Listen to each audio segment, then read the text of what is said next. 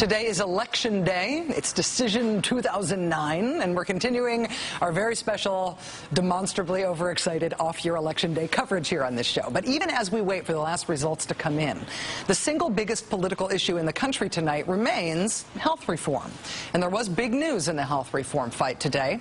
In the spring and summer, you might recall that President Obama said he wanted and expected to get health reform bills through both houses of Congress before the August recess.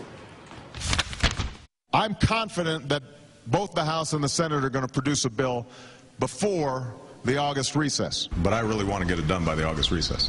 The urgency for both the House and the Senate to finish their critical work on health reform before the August recess.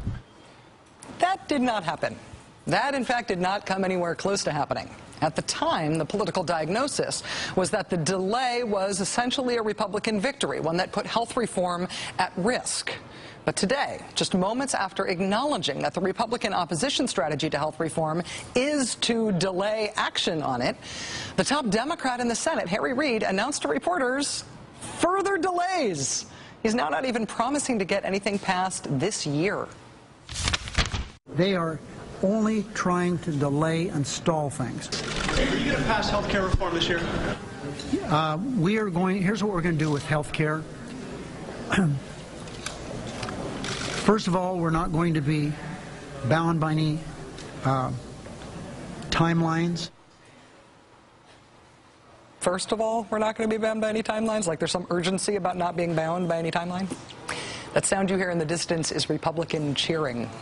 Beyond the so far very successful delay strategy, the best hope for the opposition to health reform remains the United States Senate, where Senate rules allow a filibuster, where Republicans can block a vote on health reform as long as they can get just one Democrat to cross the aisle and join them. So far, Joe Lieberman is the only member of the Democratic caucus who has signed up for that job, publicly announcing his plans to filibuster if the Senate bill includes a public option.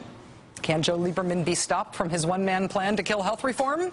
The answer to that probably depends on how much leverage the Democratic leadership is willing to use against him. And how much leverage they have to use against him may depend on whether Joe Lieberman stands alone.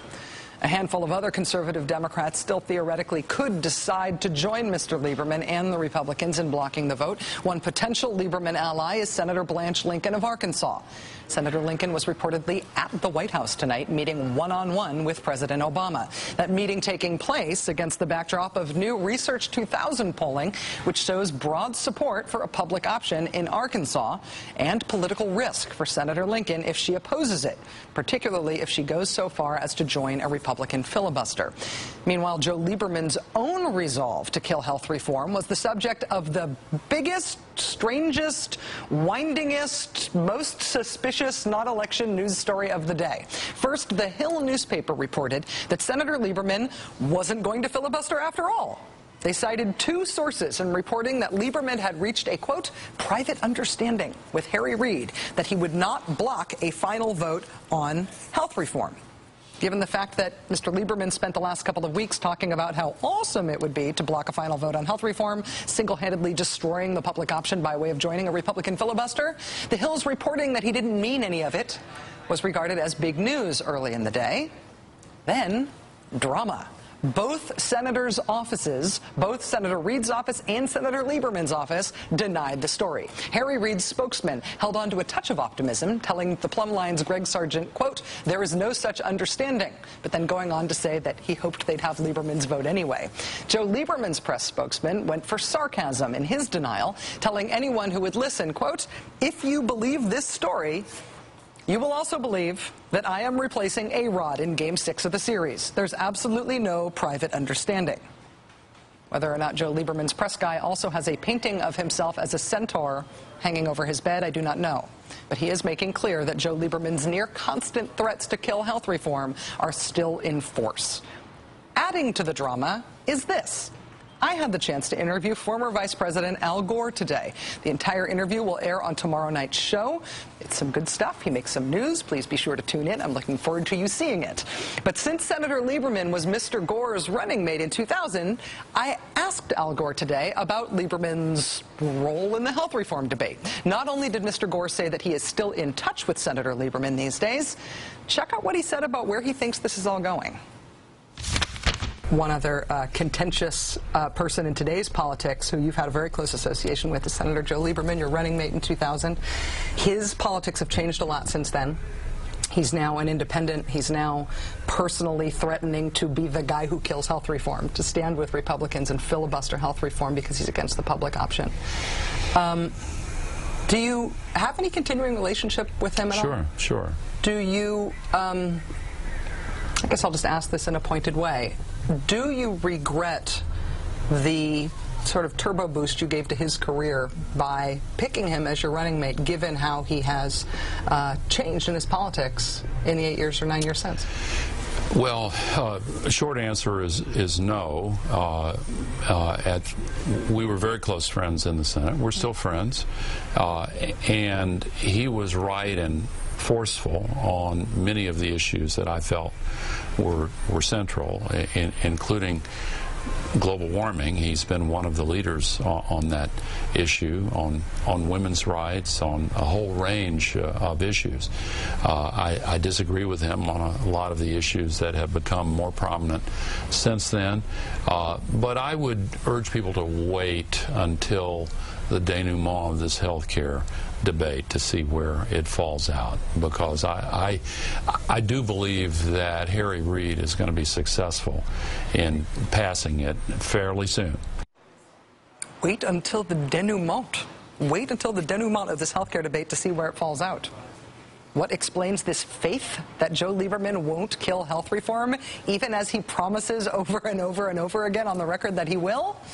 Joining us now is Jane Hampshire, founder and publisher of FireDogLake.com. As an activist, Jane has pushed aggressively for Democrats to be held in line in favor of health reform. Jane, thanks very much for being here tonight.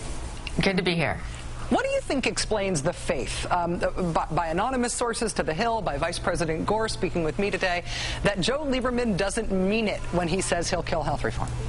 Well, on Election Day, we're watching turnout among Democrats in Virginia be, sub-zero. Democrats in Virginia decided that they would stay home and wash their hair tonight rather than turn out for Creed Eads, who said that he, as a governor, would opt out of the public option.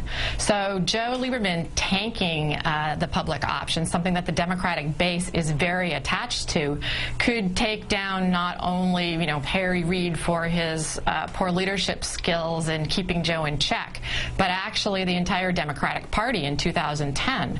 Midterm elections, as many have commented, are driven by the base showing up, and the Republicans are doing a great job. We saw it tonight. Those teabaggers were willing to, grit their teeth and drive through hail to get there, and the Democrats didn't show up. So, if they can't deliver on health care in a way that the base finds meaningful, they may be looking at a really bad situation in 2010 created by Joe Lieberman. But in trying to understand this drama and trying to report on how this is going to play out, I really don't understand the distance between what Lieberman is saying in public and what people are saying to trust about him in private. Is it wishful thinking? Is it insight into how Senator Lieberman approaches these things? I mean, I know that you were a big part of the Ned Lamont campaign against Joe Lieberman that caused him to lose the Democratic primary in 2006. What do you think explains this?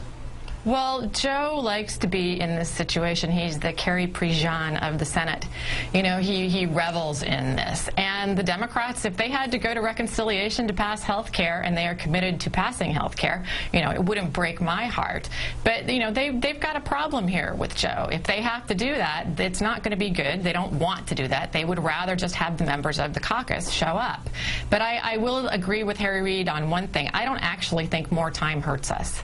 There's a lot of bad parts of this bill. In addition to the Senate's not very good, public option, there's also Anna Eshoo, the, Congresswoman from Pharma's bill on life-saving biologic drugs. That was the only part of the Republican health care plan released today that was taken over from the Democratic bill.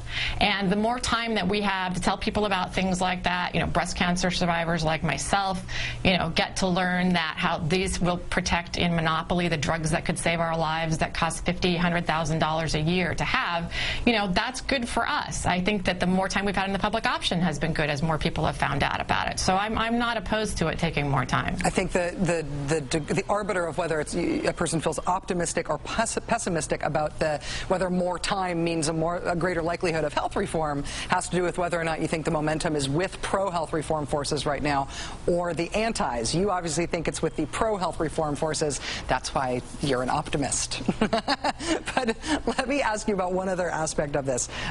Senator Lincoln meeting with President Obama today. You've said in the past on this show that if she joins a filibuster, she will get a primary challenger. Where do you put the odds right now on her going there, her joining Lieberman, and how are you feeling about Ben Nelson as well? Blanche Lincoln is just not going to go there. I just don't think she'll do it. She's up for election in 2010, and in a dodgy year when Democratic turnout is going to be suppressed, she needs the help of the White House and the DSCC. Ben Nelson, he's not up for election, and he's in a red state, and they always let him run off the reservation.